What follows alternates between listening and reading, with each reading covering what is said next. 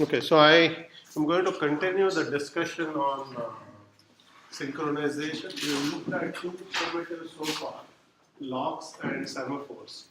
And either people are bored or puzzled, they can't tell which. Did you actually do some of this in 230 that there's a lot of repetition, or is this not something that you are following easily? I cannot tell. It's one of those two things. So how much of this was actually done in 230, just so that I understand? We did not do semaphores. Blocks you did. I think so, yeah. Okay. What about monitors? No. Okay. All right. So today we look at monitors and condition variables. So the thing to keep in mind is we are going to look at these three different primitives: locks, semaphores, and monitors. From the perspective of solving any synchronization problem, they are equivalent in powers. In that any problem you can solve with one, you should be able to write code to solve with the other. Okay? But in terms of the abstraction, the ease with which you can write some code to solve a problem, they are very different. Some are higher level primitives, some are lower level primitives. You see that monitors are actually a much higher level synchronization primitives that are supported out of the box in Java, but also supported in C++, but not as part of the language. But they're higher level to make it easier to write code. Okay?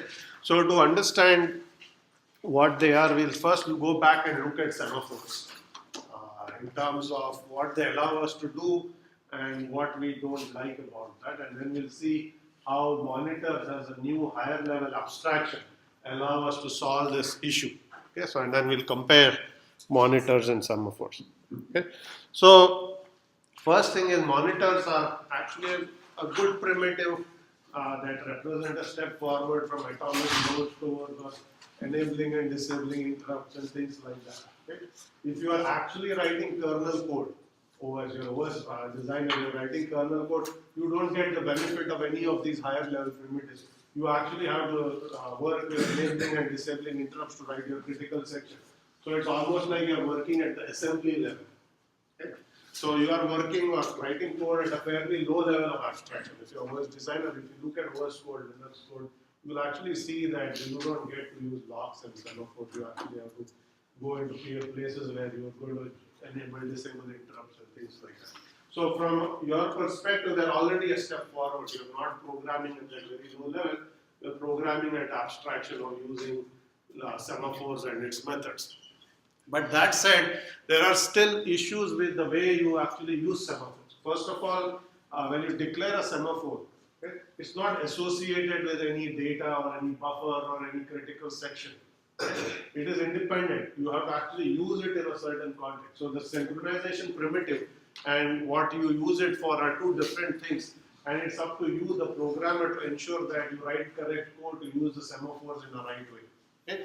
We will see that if you actually do not get this right, okay, the code in the way in which you use wait and signal, you may have deadlocks where your system just freezes and is not able to make progress. Okay? So you can do much better than lower level primitives like the disabling and enabling interrupt. But if you don't write correct code, it can trip you up. Okay? And this can get especially complicated because, as I was showing you last time, for the bounded buffer problem, you have to put waits and you have to put signals, and the wait is maybe in one thread, the signal may be in some other thread, and you have to reason about what can happen if the wait triggers first and then the signal triggers in another thread, or the second thread goes first and blocks and then the first thread goes next. So you have to reason about all of this to convince yourself that you have written correct code. Okay? And that can get involved if you have lots of threads, lots of semaphores. Things can get hairy very quickly. Okay? So they do allow you to do better than much lower level primitives, but they are still at somewhat of a low level of abstraction that you have to work hard to make sure that your code is correct. It does not have race conditions. It's not going to deadlock and so on. Okay? So we are going to work with even higher level primitive called monitors that will try to address some of these problems. Okay?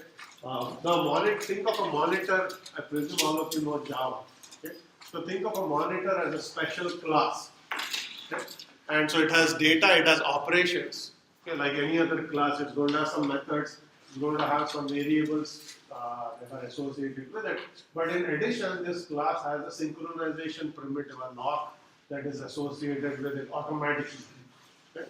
So what that also means is, unlike normal Java classes or normal classes in any object-oriented language, a monitor guarantees you mutual exclusion. A monitor is a special class that guarantees mutual exclusion. What does that mean? Okay. So what that essentially says is, if any thread calls a method in that class, the monitor implementation, the implementation of this class is going to guarantee that no other thread can invoke any other method of that class. Which means if let's say thread 1 calls class.foo, and foo is a method of that class, and if thread 2 calls either this method or some other method, it's going to block. Okay? The monitor will guarantee that for you. You are not writing any code to do lock acquire, lock release in this case, depending on the language. Of course, the monitor implementation is going to do that for you. So monitors are special classes that guarantee mutual exclusion. Only one thread may execute any method of this class or this monitor at any given time. And we'll see that the implementation requires all data to be private, just to guarantee mutually exclusive access. All of the data should be private variables, not public variables. Okay, and I'm going to show you provide a little more formal definition and then show you code that shows you how to do this. Okay, so a monitor is a class that's going to define at least two things. It's going to define a lock, okay, and it's going to define something called a condition variable. Okay, a condition variable is, as the name suggests, is a variable that tells you that whether a condition has occurred or not. If a condition has not occurred, you can block on it. If a condition has occurred, it's going to let you go forward. Okay, so the lock of part of the monitor. So there are two things: a lock and a condition variable. The lock part of the monitor is going to guarantee that only one thread is active at any given time. If some other thread calls a method of this class, with this special class called a monitor, it's going to block. Okay, I'll show you how. So the block, not only because only one thread can execute a method, it also follows that only one thread can access any variable belonging to this class. So that's all the variables are private, so you can only access them through methods. And since only one method can be executed by a thread, only that thread has access to the data belonging to that class. So all the data is also guaranteed that is mutually exclusive. Okay? And the condition variable is a special construct that enables the thread to go to sleep inside a critical section and atomically release the lock. Okay? So if you are executing a method in this class called a monitor, you are going to be holding the lock on that monitor. If for any reason you have to wait, okay, you are going to use a condition variable to actually wait or go to sleep and release the lock. Because if you just go to sleep, then you are blocking everyone else. Okay? So condition variables allow you to go to sleep inside the critical section, inside a method of the monitor, okay, and release the lock temporarily to some other thread. Okay? And when you wake up, you are going to have the lock again. Okay? So I'm going to show code that will make all this clear. So essentially what we have said is monitor encapsulates the data that you want to protect. It automatically acquires the lock, which is a mutex when you enter the method. It releases the lock when you exit the method. It operates on shared data, all of which is private. And you can temporarily release the lock and go to sleep using the condition variable abstraction. Okay, so that's the definition of a monitor. Let's now look at how to use a monitor. Okay. Now, if you're using Java to write your code, you are in luck because Java supports monitors out of the box. Okay. Very easy to use monitors in Java. Take any class that you have ever written. Okay. Just add one word called keyword synchronized to a method, okay, for your class, and your classes become a monitor. Okay. So any Java class can be turned into a monitor by adding the word synchronized, okay, to a method of that. What does this do? What does keyword synchronized does is that this method within that class is now guaranteed that only one thread can access it at any given time. Okay, meaning that keyword synchronized is internally going to cause the JVM to declare a lock. You don't see the lock, you have not declared the lock. You simply use the keyword synchronized. Internally, your Java virtual machine is going to declare a lock for this class. And whenever the method is called by any thread, it's going to internally try to do a lock acquire. Okay? So think of it as when you do this add synchronized here, internally you have done a lock acquire at the beginning of the method and lock acquire release at the end. This is done for you automatically. You don't see this happening. You simply use this keyword and all of that is internal. Okay? So using monitors in Java is very straightforward in that you can take any class and when you put the keyword synchronize against one or more methods, those methods now get protected by locks. Okay? What that means is only one thread can execute any of those methods. Any other thread calls those methods, they are going to do it. Okay, is that clear? Question? How about the condition? Yes. How about the condition variable? I'll come to that. Just we'll look at that on the next. Okay. First point was this is the lock part of the monitor. Okay. So you're simply going to just put the word synchronize and then you started protecting your methods with locks. Okay. So now what that should also tell you is anything that is inside this method. Only one thread can execute at any given time. In particular, if you are accessing any data structure, in this case, you are accessing this queue, which is a data structure, it's guaranteed that is automatically protected by a lock. So only one thread can modify this data structure at any given time, which is what you want when you have concurrency and threads. Shared variables should always be protected by a lock. You don't want two threads to be accessing a shared variable at the same time. That can cause problems. Okay, yes? Is the lock the same for all the methods? That's a good question. The question is the lock the same for all the methods? So it is indeed the same. Any method that has synchronized within a class will share the same lock. There's only one lock for the entire class. Okay. Now I should also note that not all methods have to be, you have to use the word synchronize. There could be another method here, foo. If you don't, it could be a public method. If you don't make it synchronized, then multiple threads can call that method, and that's allowed. Okay? Only methods for which you put synchronize, those are the ones protected by the law, not every single method. So if you want to protect all methods, you have to put synchronized for all of them. You only want to protect some, you only put synchronized for some of them. Okay, and all of the ones that are synchronized, they have a share a lock. Okay, only one lock. It's not a lock per method. It's a lock for the whole class. Okay, so that's the first part. So now, I mean, this should be clear what this is. This is actually a bounded buffer. Okay, using a monitor. Here you have the add, which is a producer, okay, who is simply going to add an item to the queue. The consumer will call the remove method and remove the item from the queue. And it says if the queue is not empty, then remove the item and return the item.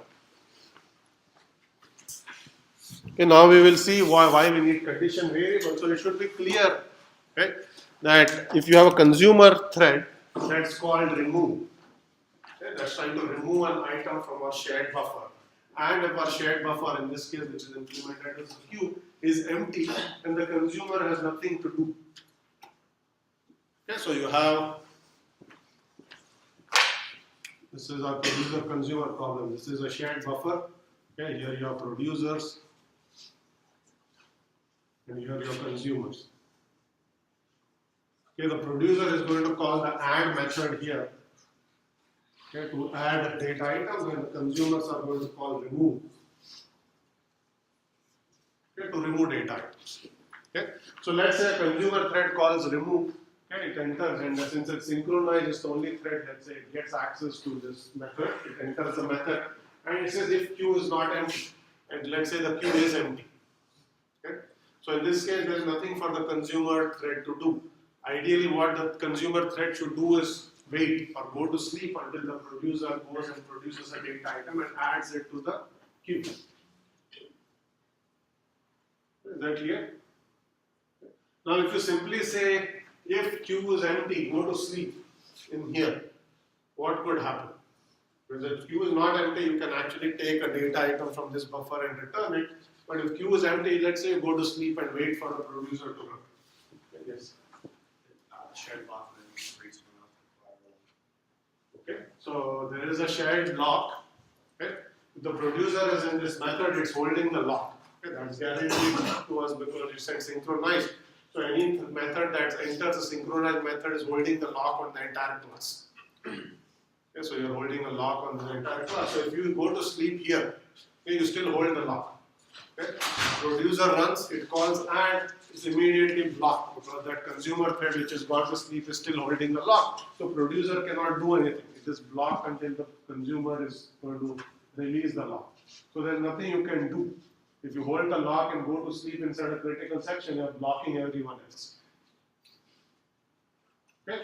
So this is why you need a condition variable which says the condition we are trying to look for is that the queue is not empty. If that condition is false, which means the queue is empty, you want to go to sleep, but you also want to release the lock so that someone else can make progress, and in this case the producer could run and add a data item so that when you wake up you can make progress. Okay? So that is why we need a condition variable construct, which is essentially what we said. So you want to be able to go to sleep inside a critical section. You want to be able to wait. But if you are in a critical section, you are already holding the lock. So you can't just blindly go to sleep. You call sleep. You should actually use something else, which is going to be a condition variable.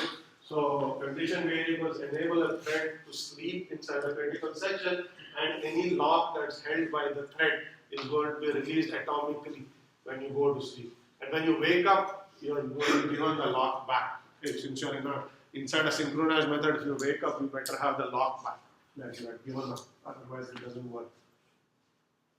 Okay, so when you go to sleep, release the lock, something else runs, and eventually you are woken up. Okay, and then at that point, you have the lock back. So you are going to give up your lock. And the way it's simply going to work is the condition variable is another data structure. It has multiple methods. So if you say wait, okay, you give up the lock. Okay? If you say signal, you can wake up any other thread that has actually is sleeping on a condition variable.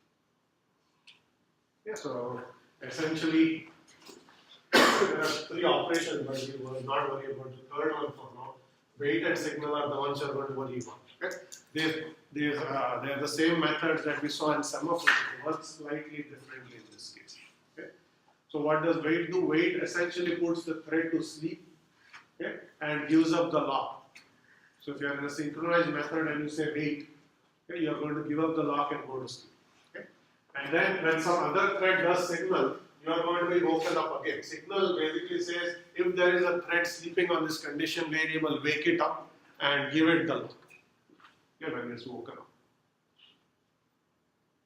Okay, broadcast is going to wake up multiple threads. For now, we are going to actually ignore broadcast. Okay, we just say signal. Signal wakes up one thread. If there are multiple threads asleep, it will randomly pick a thread and wake it up. Broadcast will wake up all the threads. And they will actually acquire the lock one after another. In broadcast, in signal, when you wake up, you are going to get the lock. Okay, so let's look at the same code here. So in Java, wait is called wait, but signal is called notify. Okay, that's the terminology in Java. Okay, so here is the same code. So we have synchronized and put an item on the queue and just call notify. Saying if somebody was asleep, which is a consumer thread was asleep, waiting, wake it up. Okay, if no such thread is waiting, then notify doesn't do anything. Okay, so notify is going to wake up a thread if it's asleep. If no thread is sleeping, the notify is not going to do anything. Okay, in this case, our remove method is going to say while the queue is empty, wait. Okay, and then once you exit this while loop, you are guaranteed that the queue is not empty, so you are going to remove and return the data item. Okay. So both of those methods are still synchronized, which means any thread inside those methods will actually have a lock and ensure that only it has access to the critical section. Okay, any questions on this?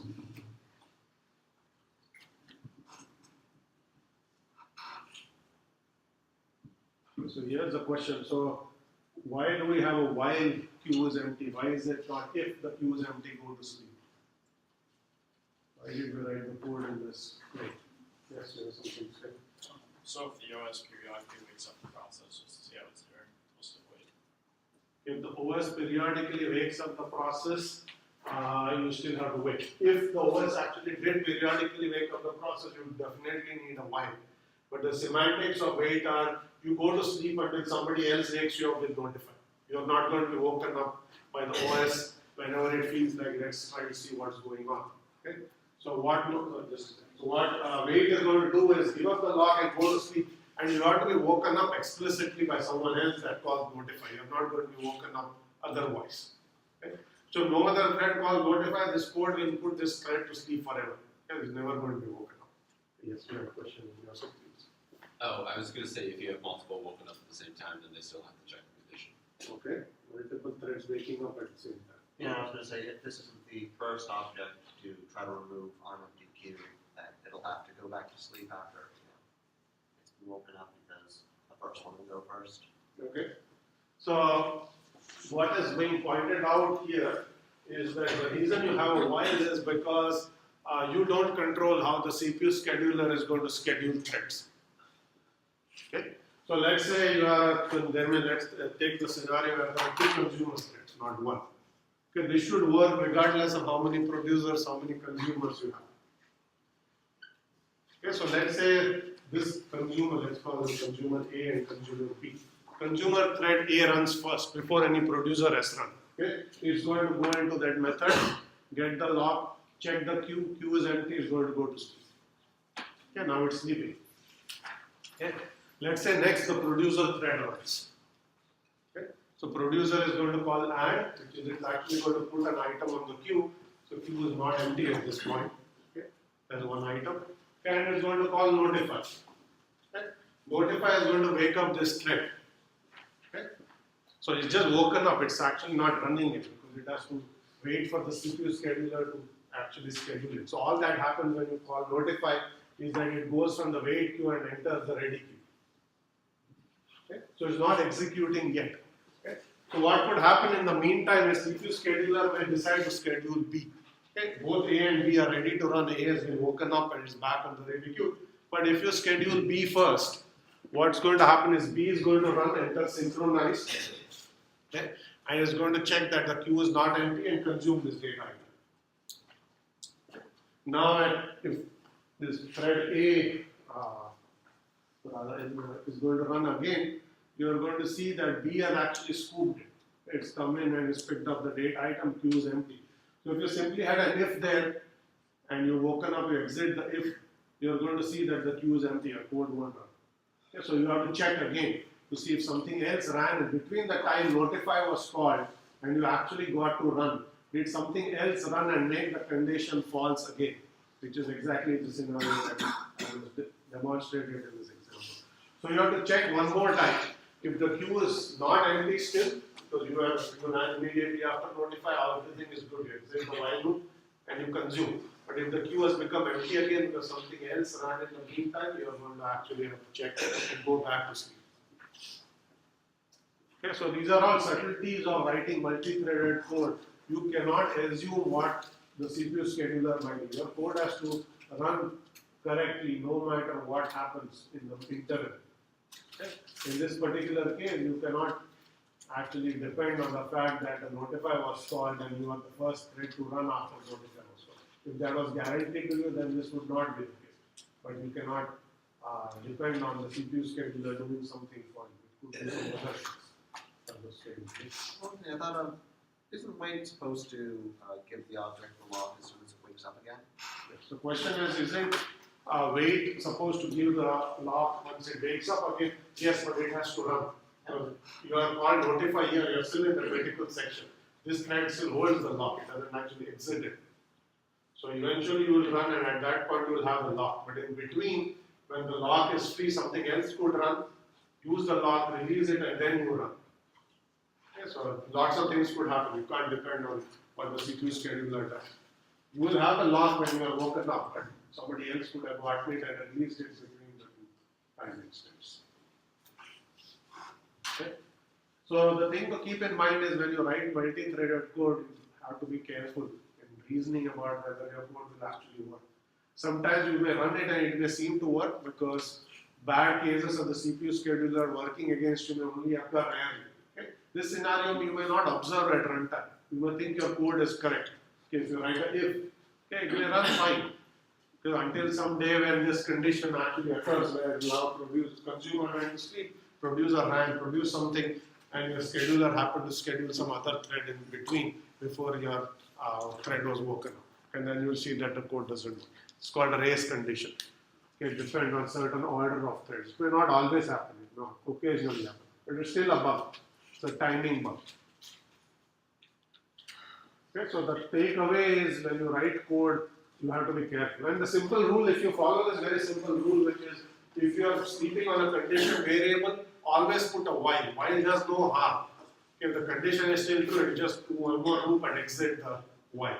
Okay, but if the condition has become false, then you are basically going to go back to sleep, which is the right thing. Okay.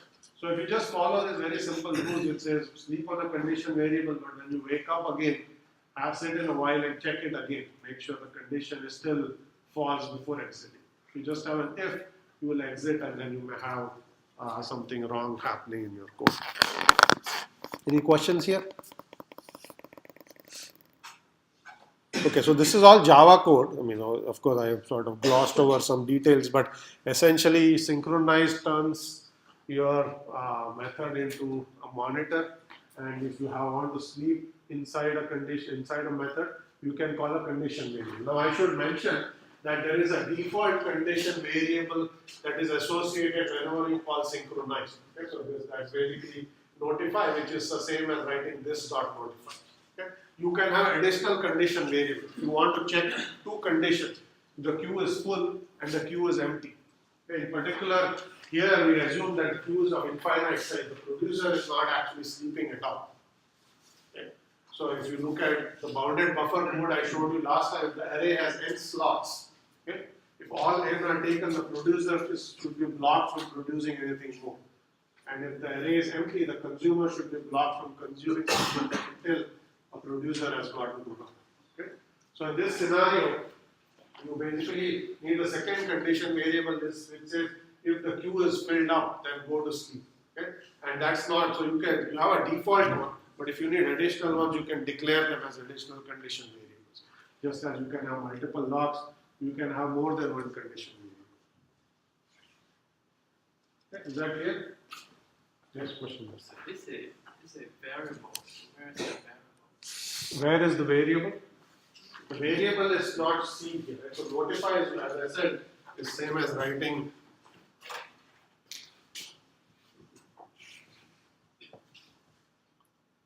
right. So that's a method that's internally going to call the condition variable. I'll show it in C++ code. You have to explicitly declare a condition variable. Here, Java is declaring things internally. You are not even seeing the lock. You could have said, where is the lock?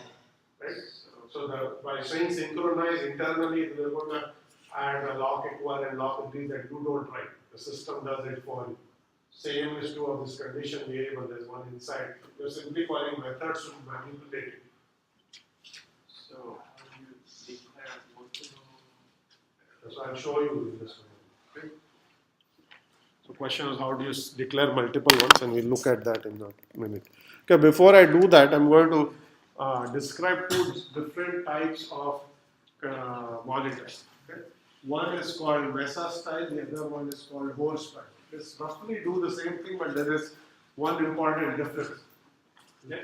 So in Mesa style monitor, which is what we are going to see in Java, when you call a signal, okay, you are going to actually keep the lock until you are done with the executing the method.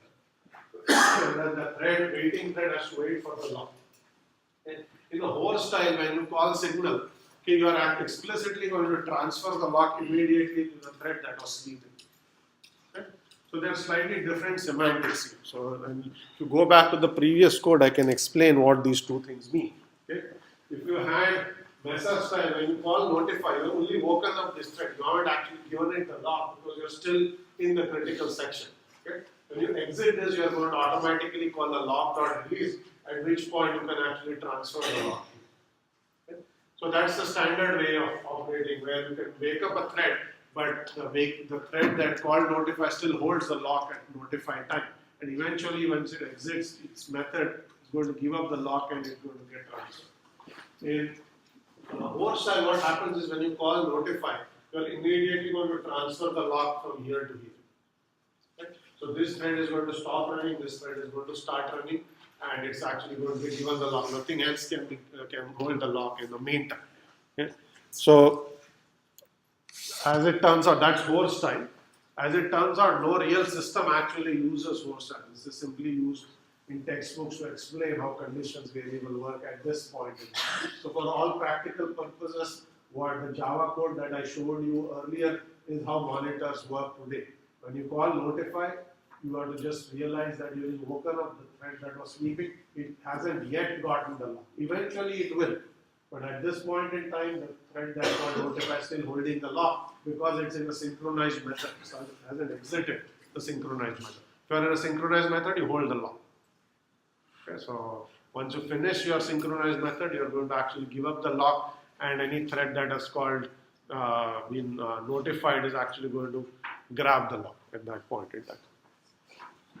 Okay, so what does this mean from a practical standpoint? For most practical purposes, you are going to write the code the way I showed you. But if you had a Mesa-style monitor, you will basically have only one change. Your while becomes an if. Okay. Simply because it's guaranteed that when you call notify, you're explicitly transferring the lock from here to here.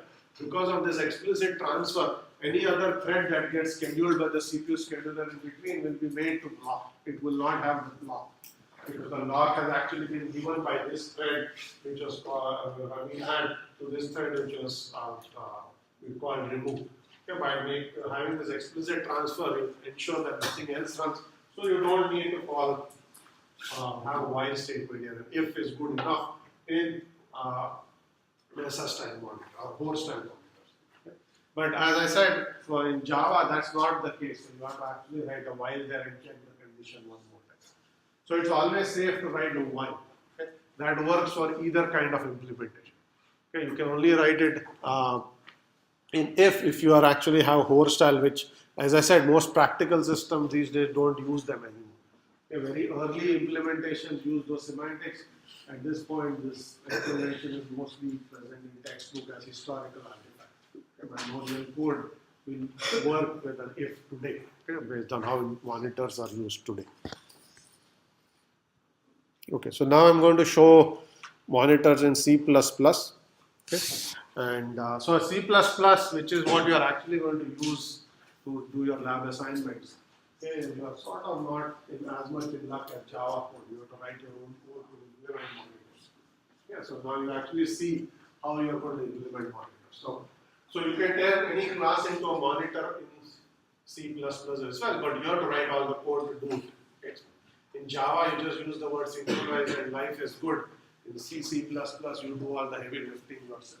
So the way you are going to do it is you are going to implement a log. Okay, this is pseudocode. This is not pthreads code that you'll actually write, but this is just illustrating your concept. So the way you turn any class into monitor is you declare a log within that class. Okay? And wherever you want to, any method you want to protect, you are going to call lock acquire at the beginning of the method. You are going to call a lock release at any point where you exit the method. Okay? So, and this is going to ensure, so you'll see that the add also has a lock acquire and a lock release, and this has a lock acquire and a lock release. Okay? So by doing this, you are achieving the same thing that was given to you for free in Java. Protecting the method with a lock. This ensures that only one thread can run inside this method at any given time. If multiple threads try to enter, the one that does the call lock acquire first gets the lock, everyone else is going to block. Okay, everything else is the same. You'll see that there is something called a condition variable that you have to also declare. That's going to call a signal. It says while queue is empty, then you go to sleep on the condition variable, and then you specify the lock that you want to give up, which is this lock. Okay, so it says go to sleep, and when I'm woken up, I'm going to check again if the queue is not empty, and if so, then I'm going to consume that data. Okay. This is the rough equivalent code in C++ where you are going to declare locks, okay, explicitly to turn your code into a monitor. It's not pthreads code. So lock, acquire, and all the condition variable, wait, and signal, you have to replace those with equivalent pthread functions. There are equivalent functions in the pthreads library, which I did not show you here. And basically use them, and this is sort of the pseudocode of how your code is going to work, not real pthreads code. can show you snippets of pthreads code at some point in time. That's coming up in the next lab, so I won't actually go on with you. Any questions on Monito? Okay, so you should ask, why is this any better than Semaphores? I said it's a higher level programming construct. What has simplified your life if you start using monitors instead of Semaphores? Instead of keeping track of a counter, you just have condition variables. Okay, so you have condition variables, no counters. Anything else?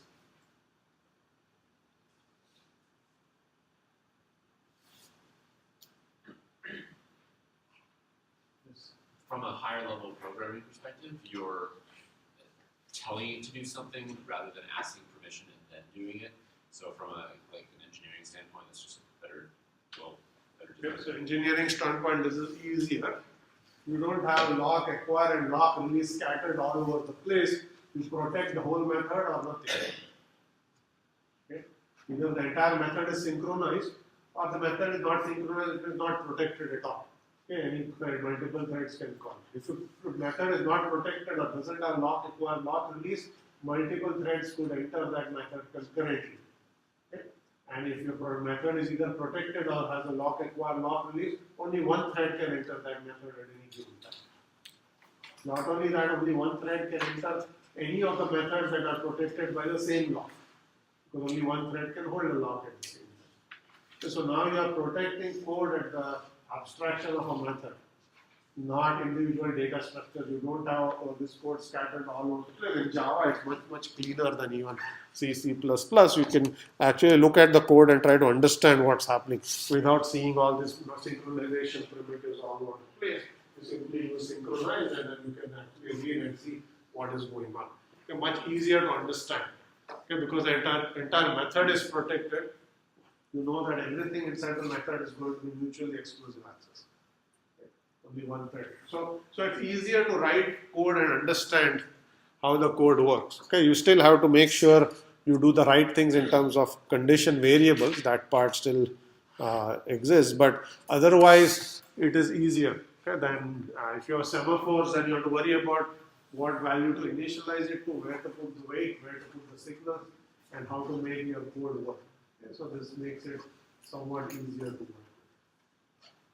Okay, so that's basically the reason why I said monitors are somewhat of a higher level abstraction than semaphores on locks.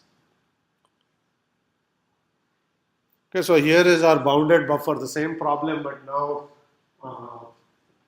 we basically have a fixed array, not an unbounded array. And we look at the same thing with monitors. So you see, this is C++. Okay? So you see now there are two condition variables, full and empty. Okay, just as what I said. One condition variable checks whether your queue is full, okay, or your bounded buffer is full, and puts the producer to sleep. Another one checks if it's empty and puts the consumer to sleep. Okay, so here basically you'll have a lock acquire and a lock release at the beginning and the end. This was Java code, you would not have these two statements, you just put the keyword synchronize there, that would implicitly add those internal. Okay. The rest of the code is still the same. So in a producer, you are going to first check count is the number of items in your shared buffer. Okay, so that's it, how many slots are in use. So if you say count is n, which means all the slots are in use, the array is full, then you are going to essentially go to sleep. Okay, so you're going to call condition variable.wait, you're called empty condition variable, you release the lock. Okay. And assuming that there is at least one slot, okay, if the condition is false, okay, then you can actually produce your data. You're going to stick it into the buffer. Okay. This is actually a circular buffer, so there is a pointer called last, which points to the end of the buffer. Okay. And then there is a pointer called head, which is at the head, so you basically consume from the head and you insert at the tail. Okay, so you're going to put buffer last, which is for the item, we incremented your pointer. And do more than because it's a circular buffer. Okay, and at that point, you are going to look and you're going to call full.signal just in case a consumer is asleep. You say signal and try to wake it up. If no consumer is sleeping, that signal doesn't do anything. Okay? If any consumer is asleep, that's a condition variable signal, so you wake it up because it must have slept because the buffer was empty at that point. And the remove does the same thing. The count is 0, that means the buffer is empty, you're going to go to sleep. Okay, so you're going to call this full dot wait, we have the law. And then if not, you can go ahead and consume. So you're going to actually take something out of the buffer, increment the tail count. Okay? And then once you consume, you are going to wake up any producer if it was asleep. Okay? So if your count equals n, you did an empty dot wait, you went to sleep. Here consumer ran and it will do eventually a signal and wake up that producer. If no producers are sleeping, the signal is not going to do anything. Okay, signal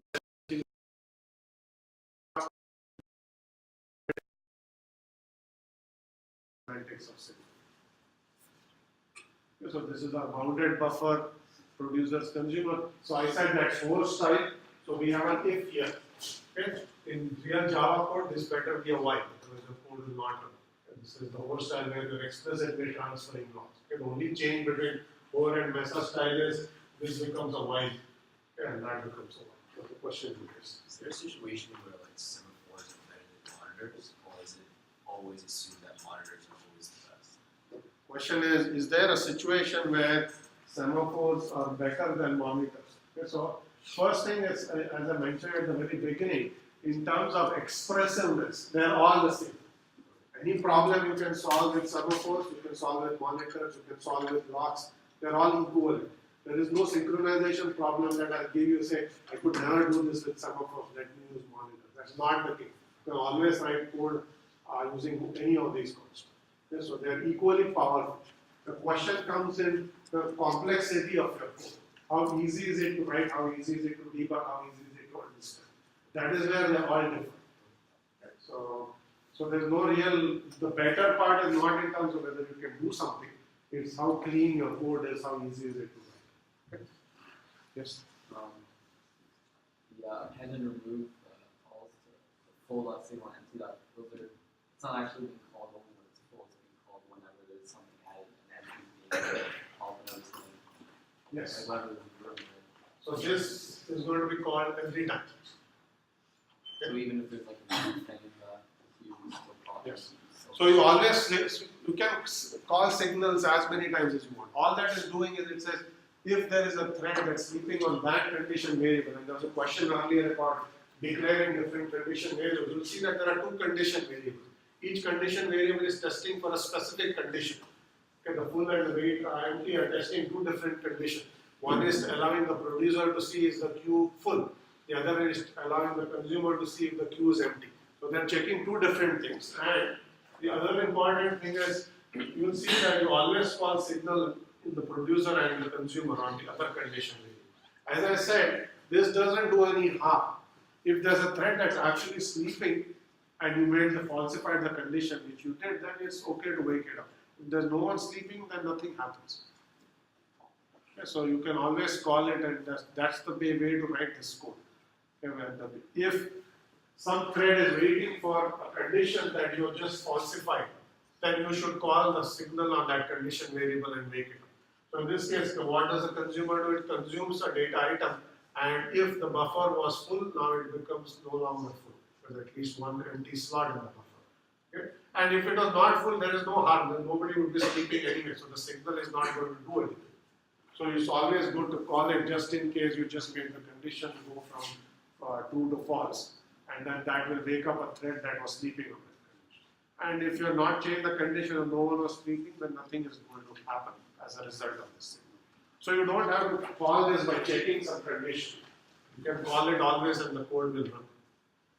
Okay, if you ask. It's meant to be called even if the queue isn't empty. Yes. So you can always call it, because if typically you will do a while there, you will always check that condition and only exit that while when the condition you care about is actually false. Okay, so you can call it always. It's not going to do any harm. Okay, this question. So in this example, would this mean that if the queue was empty when the lock got released by the remove, that you would need some other method like lock so that the append method calls later. Okay, so I don't know if I got your question. I'm going to repeat the question and tell me if I got your question or not. So you are asking when you call signal and you come out of wait, you have to actually reacquire the lock. Is that what you just asked? So here you have a lock. Okay, so you acquired the lock, so you are in this method. And then when you do wait and you specify the lock, you have gone to sleep and release the lock. Okay. Now when you exit wait, it's guaranteed that you actually have reacquired the lock. You don't have to acquire it again. So you are in the critical section, so you don't have to go and say, I gave it up, now I have to go back and get it. The semantics of wait are when you go to sleep, you release the lock. When you are woken up, you are given the lock. Okay? So I don't know if that's what you are asking, but you don't have to reacquire once you've given it up. When you come out of wait, you have the lock back, as you should, because you are within this synchronized method. Okay? I don't know if that was what your question was. If not, you can ask the question again. Okay, yeah, I got the answer. Any other questions here? Okay, so, yes, your question. Since we're always talking in the context of a single CPU, how does this change if you have multiple cores?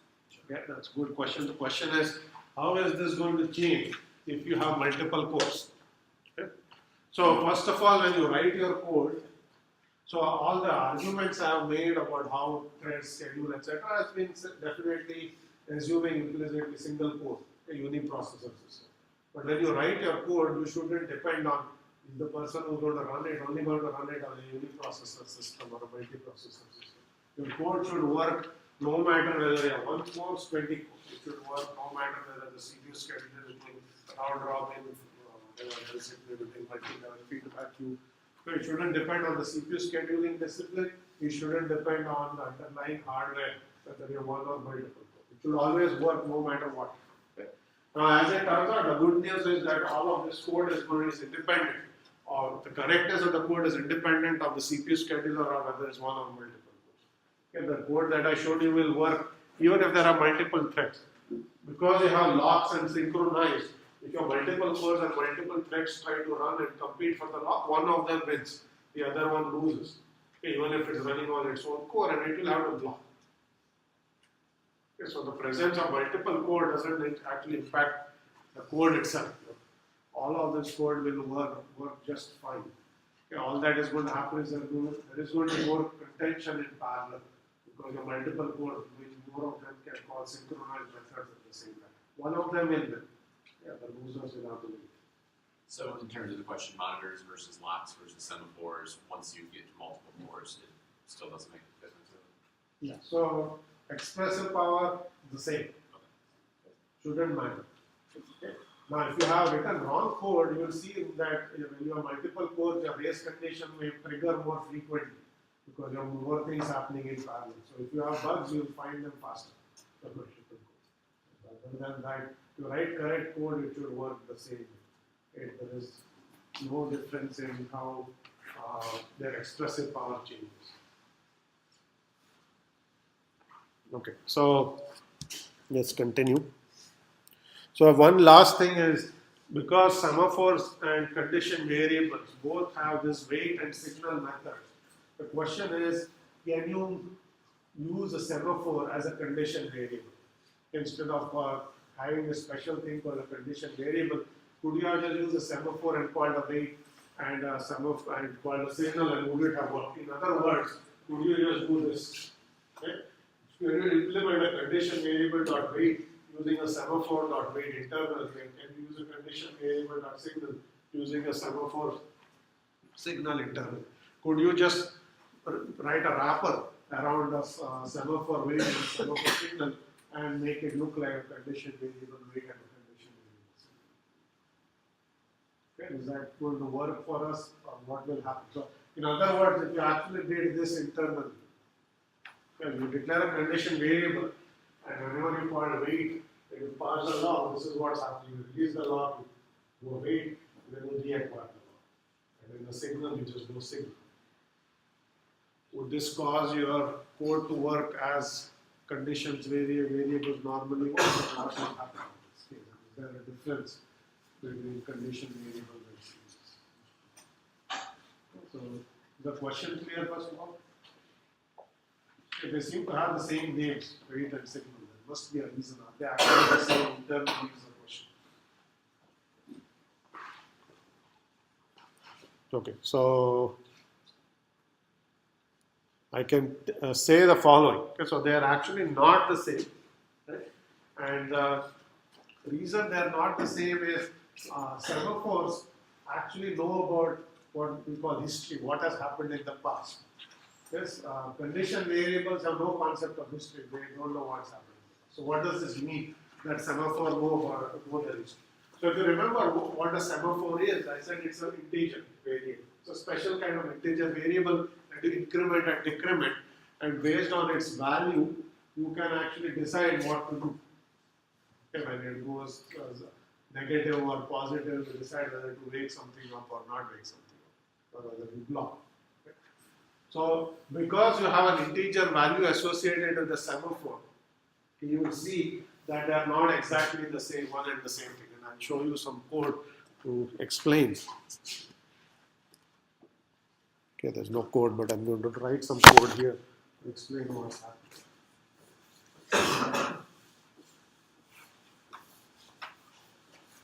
So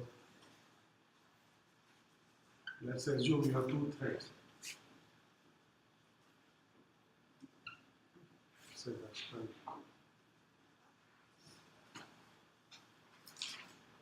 Let's declare a counting semaphore, which is rather a mutex semaphore. Declare it to be 1, and then say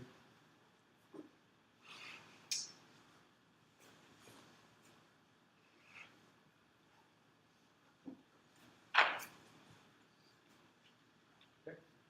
Now, so we have two threads. One does a wait, one does a signal on this semaphore. In the first scenario, let's say thread A is going to run before thread B. Okay, is that clear what I just said? Okay, in fact, let's do the following. Do this. Okay, so let's ask the question what's happening in this case. Okay, so you declare the semaphore to be 0, thread A ran. Okay, so you call wait. What does wait do? It increments the counter and puts the throw in the queue. Okay, so wait always decrements. Okay, first thing is when I say what does wait do, you should say wait is the same as decrementing the variable. Okay, and then if you check if the variable has become negative, then you are going to go to sleep. So wait, you declare the semaphore value to be 0. Wait is going to turn the decremented, it became -1. You are going to block. Okay, so thread A is blocked in this case. So some point in time, thread B is going to run, is going to call signal. Okay, what does signal do? It's going to increment the variable and see if the variable is 0 or less, it's going to wake up the thread. So we went back from -1 to 0, so you woke up the thread. Okay, so wait caused A to block, signal caused the thread to be woken up. Okay, so that's the behavior in this case. Now I'm going to draw here the same scenario.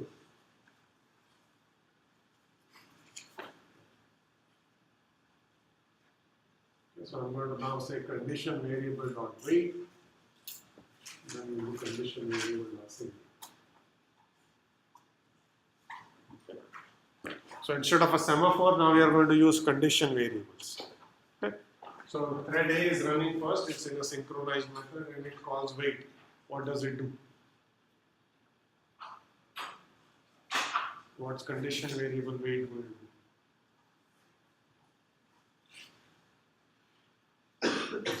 It will require a lock and sleep. Okay, so as I said, when you call condition variable wait, you are going to release the lock and go to sleep atomically. Okay. So you are running, you are going to be blocked. Okay, so you are blocked here. You have gone off to sleep.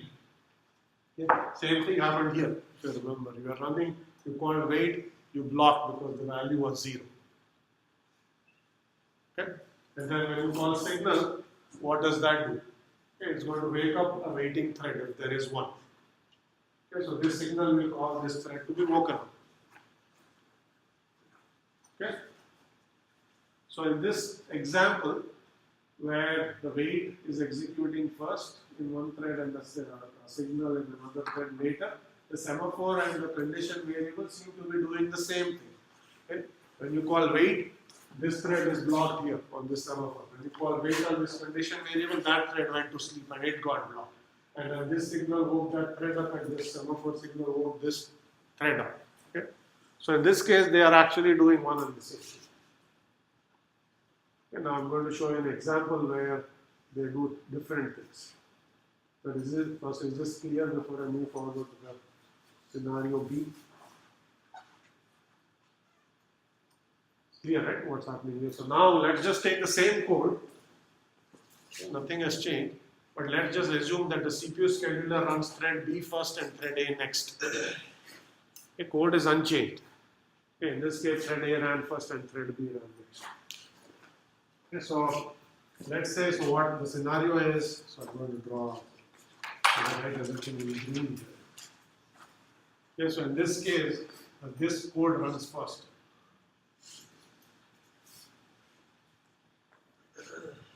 And this code is going to run next, because that's the order in which the CPU scheduler happens to schedule this.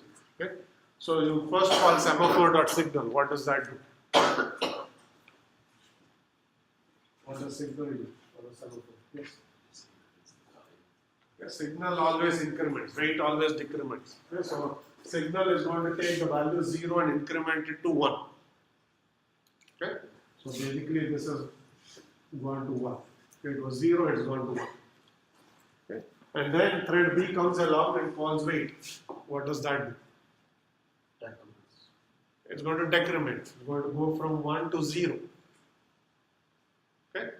So now 0 is not negative. Only when the semaphore goes negative will you block. Okay, so in this case, wait is not going to block.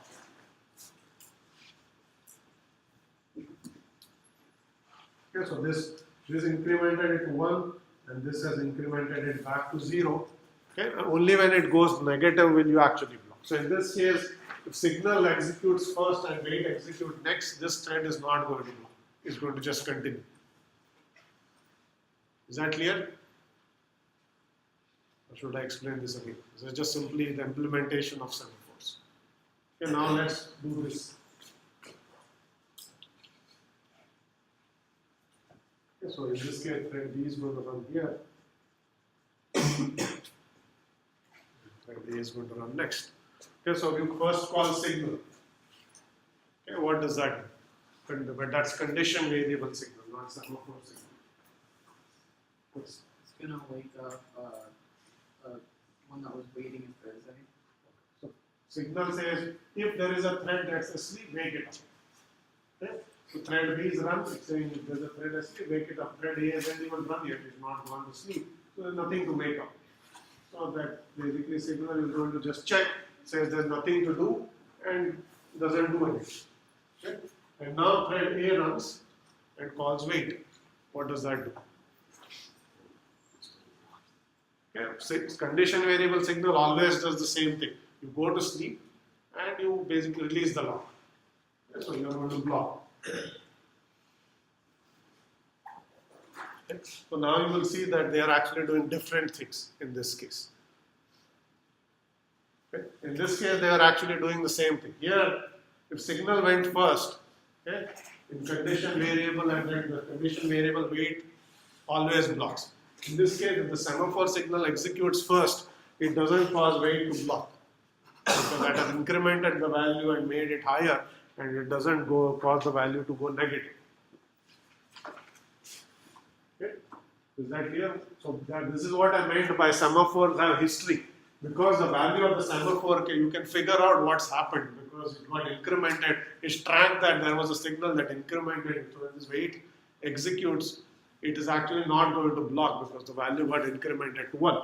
In this case, the fact that the signal was executed is lost because it just checks, is there anything sleeping? If not, don't do anything. It doesn't say if some thread sleeps in the future, don't make it sleep. That's not what signal does. Signal says, is there any thread sleeping now? If not, don't do anything. If it's sleeping now, then make it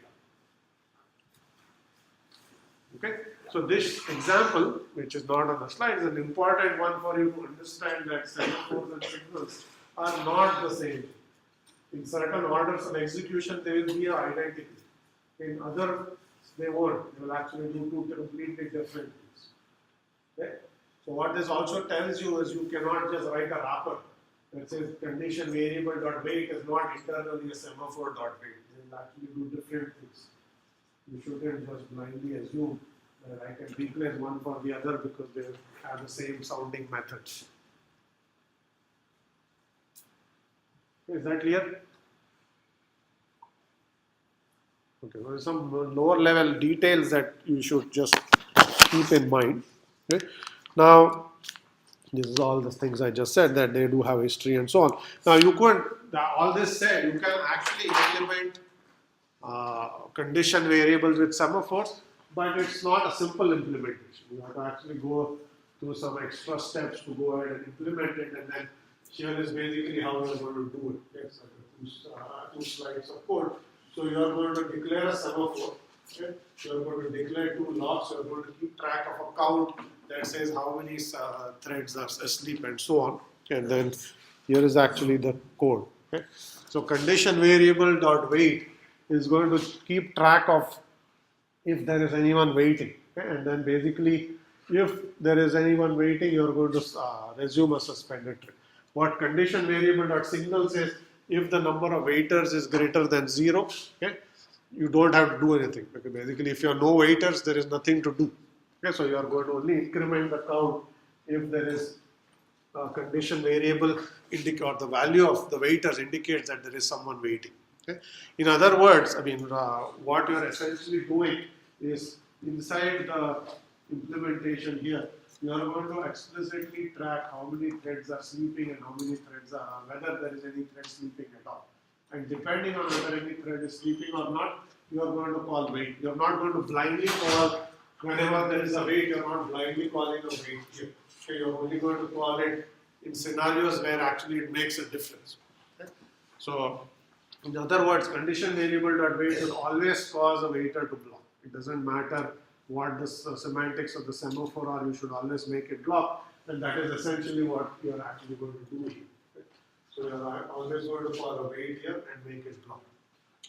And a signal should only wake up a thread if there is one to wake up. You shouldn't blindly increment this and cause some subsequent wait to actually fail. Okay? So you are going to make some extra checks there to ensure that you will only call signal when it actually makes a difference. Okay? That's the gist of the implementation. I'm not going to go into the details of it because it's I already illustrated that the two are different. And this code is simply showing you, okay, that you can implement condition variables with semaphores. Okay? Because I said that from an expressive power standpoint, they're one and the same. If you are given a semaphore, you could write a library that implements a condition variable. This is that library. Okay, which is basically, and the library doesn't do this. Okay, so the library is not that. That's a wrapper that says I just blindly substitute condition variable dot wait with a semaphore wait and so on. That doesn't work because I just showed you it doesn't work. Okay, you have to do a lot of extra work to make it work, which is what is shown here. Okay, is that clear? So I'm going to now show you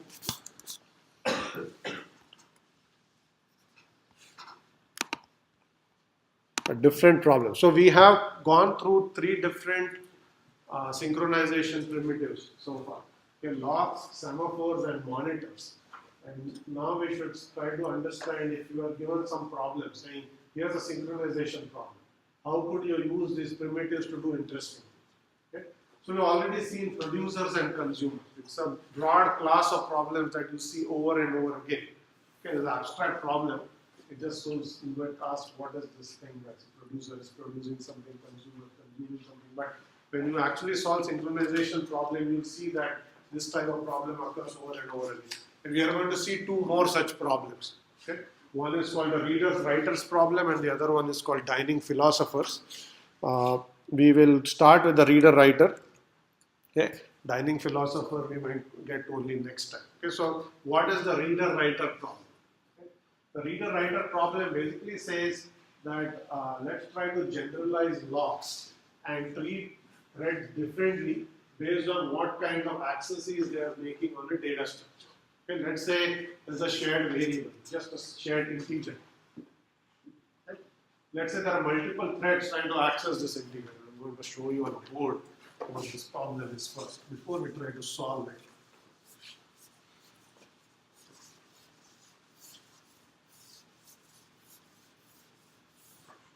Okay, so this is our shared variable I.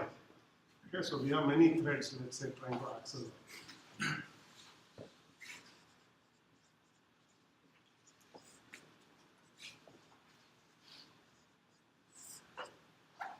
Okay, so as a shared integer I, many threads want to access the value of I or do something to modify the value.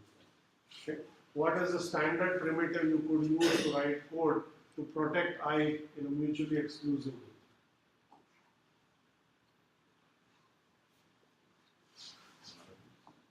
The monitors, you should have said any of those, what we got, right? Monitors, Semaphor blocks, any of those work. Okay. So whenever you share data structure, you better say you have to protect it. That's, any of those would work. So let's assume, just for simplicity, we'll use a lock. Okay, so each thread is going to call lock quire, and then you say read or write I, and then lock release. Okay. This is what the code you will write in each of these threads. Whenever they want to access I, you'll call lock acquire, you'll either read the value of I or you'll modify the value of I, and then you'll do lock release. This is how you are going to write synchronization. Okay. Now, what the reader-writer problem says is that this way of writing code is restrictive in certain scenarios. You can do better, and by better we mean get more concurrency. Okay? So if you do this, which is lock acquire and lock release, this is going to guarantee that only one of these threads is ever going to be able to access I at any given time. If two threads try to access I, okay, one of them will have to block. That's what locks will do for you. Okay. Now, the observation you could make is if, let's say, all the threads are simply trying to only read the value of I, not change it. They just want to read it. Okay, what could you do that is different from this? Or should you just continue to go with the way you have done this? Yes. Okay. So one point being made is that only reading a value, not modifying it, you don't need a lock. People agree with that? Shared data structure, lots of threads accessing it. They're all reading it, none of them is modifying it. You need a lock? Okay? So if you have only readers, then claim is you just strike that. Okay, that will be, do this. And this should work. Yes? Okay. Now let's say you have only writers. All threads are only going to go and modify it. Let's say every thread comes an increment. I is a counter. It's a shared counter. So each thread goes and just increments them. You need a lock? Nobody is reading. Only writers. If you're only incrementing it?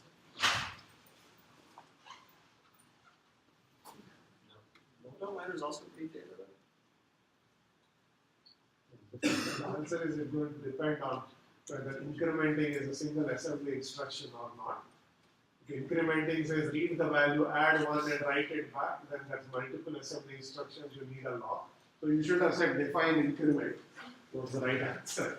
So let's assume that the right incrementing, I mean when you say I equal to I plus 1, that's increment, or you just say I plus plus, that's also increment. Internally, these statements are translated into multiple assembly instructions. Yeah, I may be stored in some memory, you may bring it to a register, you may increment the register, you may store it back. Okay? You want to do all of that atomically. Because if you read the value and you get descheduled, some other thread runs and does something, you're going to have trample on each other. So when you write, you always protect it with a lock because incrementing is not atomic. Okay? So if you're writers, you need the lock acquire and lock release. Unless there is some way to do it atomically, in most cases there isn't. Okay? So writers, you always need a lock. Readers, you don't need a lock. Okay? So we now have at least some agreement that your special cases of accessing a variable, then you can do better. And the better is if you only had readers, no writers, you don't need a lock. Okay? Now let's say you have a mix. There are some readers and some writers. Let's say half the threads are readers and half the threads are writers. What should we do? You need locks for all of them. Okay, you need locks for all of them. And that's basically what we started. Okay, so you definitely need locks. But the question is, can you do better? The safe thing to do is put a lock on everything. Whether you're reading or writing, you always put a lock because you don't want a reader to be reading a value. A thread comes along and modifies it in the middle because you didn't protect it with a lock. Now you have inconsistencies. You're in the process of reading and the value is changing on you. You don't want that to happen. Okay?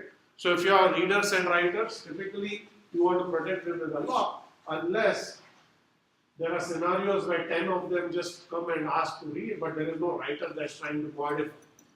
In this case, why protect it with a lock? In this, if you basically say, I always lock, and 10 readers came along. Okay? And you're saying, I always protect this with a lock, even though there may be a read in there. There are only readers at this point in time, not overall. In the system, there may be sometimes readers, sometimes writers, sometimes a mix.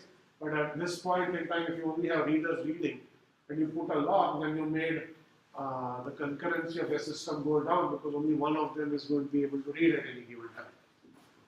Okay, yes? You're saying you're anticipating what's going to happen. No, so question you're asking, can you anticipate what's going to happen? I'm just describing scenarios. Okay?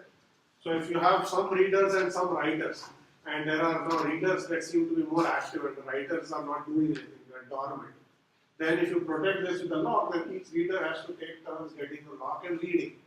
Okay? But in the previous scenarios where we had only readers, we said, hey, let them all go in parallel and you get more concurrency. No need to protect them with a lock. Okay? So now the question is, based on all of these observations, can we do better? Yes. It seems like you'd want some sort of a shared lock between all the readers, and then each of the writers would require an individual lock. Okay, so we shared lock on the individual lock. Yeah, that's pretty You only lock when you're writing, and before you read, you just check to make sure no one's writing. Okay, so all of the suggestions being made are indeed what we are heading towards. So we want a regime that says grab a lock, okay? But grab a lock in one of two modes. Okay? Grab a lock in read mode that declares that I'm only going to read the value, and grab the lock in write mode that says I'm going to modify the value. Okay? So if I hold a lock in read mode, another reader comes along. Rather than the explicit notion of a lock is if I hold the lock, no one gets to do anything. And now we are going to generalize that notion. If I hold the lock in read mode, other readers can go and also grab the lock in read mode while I'm holding the lock. I'm going to give the lock to multiple readers because they're only modifying, reading, not modifying. And we said that's okay, let them go in parallel. Okay. On the other hand, if there's a thread that holds the lock in write mode, that lock should now work as a normal lock. It should lock everyone else from doing anything. No reader, no writer, other reader or writer gets to do it. Is that clear? So we want reads to happen in parallel or concurrently. But the moment there is a writer in the system and actually modifying, this lock looks like a normal lock. It blocks everyone else because when you are modifying, you can't let anything else happen. But when threads are only reading, let them do so in parallel. There's no need to make it mutually exclusive and go one at a time. Okay? So this is only going to improve the performance of your code. Okay? A normal lock would have also given you the same correctness, but it gives you less concurrency by blocking other readers needlessly when there are only reads in the system. Okay, now we are going to increase the amount of parallelism your code is going to show. If you have multiple cores and you use what is called read-write locks, you are going to get more parallelism. The code is going to execute faster. Yeah. So that's basically what is being said here. You want a special kind of a lock, not a normal lock. It's called a read-write lock. What this does is it allows multiple readers to read at once. Even if a reader is holding the lock, other readers can also grab the lock. So the lock can be granted to multiple threads in read mode. Okay.